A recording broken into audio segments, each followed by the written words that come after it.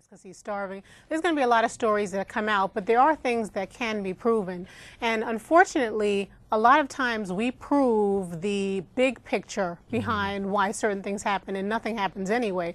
But in this particular case, I mean, the fact that there have been foreign governments coming in dumping wastes in Somali waters, and there's we know about how the African governments have been taken advantage of in terms of the minerals and gold and natural resources just being removed over time. I think it's important that we look, not to justify what's being done, but I think it's important that we look at the fact that there is a big picture and there's reasons why certain things are happening. I know one of the things they mentioned is that African people look at nature as being very important.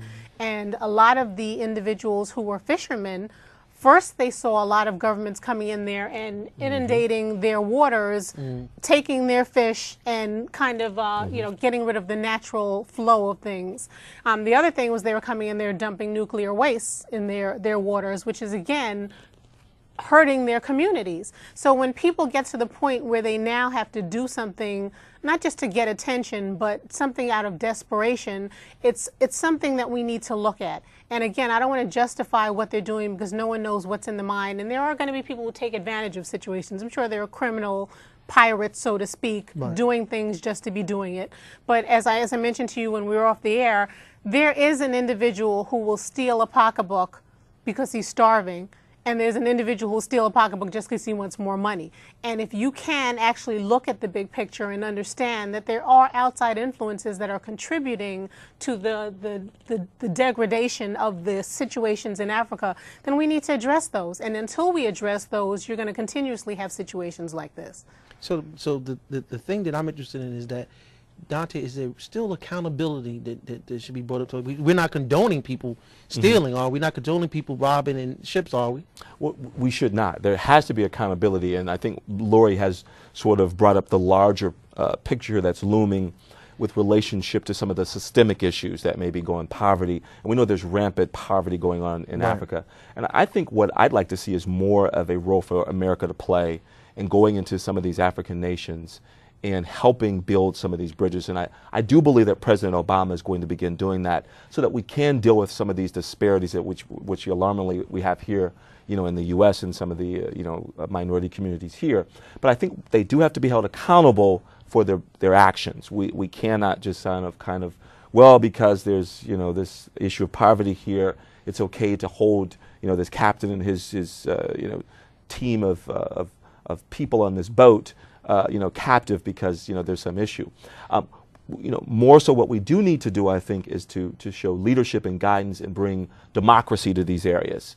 And I think a lot of these countries are in unrest, and some by, you know, their own bringing on, and then some by outside forces that have came in and abused these nations. So I think America now has to take a stronger role in beginning to teach accountability, but also bringing stability, introducing them to, you know, to more capitalism, developing systems to reach out and help these nations. Now, it would be interesting if people would have looked at the story, and what if the story was this?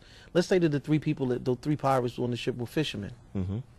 And because of the economic and I'm going to say the economic and environmental racism that existed, because it's racist where they're dumping the stuff at, to me. Sure. And so because of that particular situation, these people can't make a living because you've overfished their areas, you drop toxic waste into their system, and people are getting sick. So now I don't have, as a fisherman, a way to live. So now I go to the next best thing. Maybe I'm going to steal. Maybe I'm going to take advantage of those ships that are coming in those areas. And then this is the thing I'm interested in trying to find out. Does anybody even ask the question of what those ships were bringing through that area?